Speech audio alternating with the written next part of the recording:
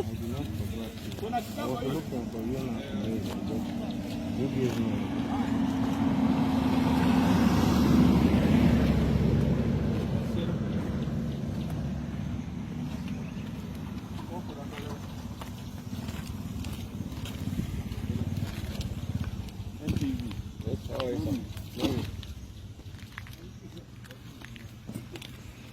Start with your name. My name I'm called Mini Hamid.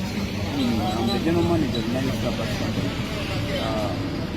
This morning, one of my conductors, by the names of Bonnie, called me at around 3:05 that they were involved in an accident. A drone came and ramped on them side. The drone was heading to Bweti.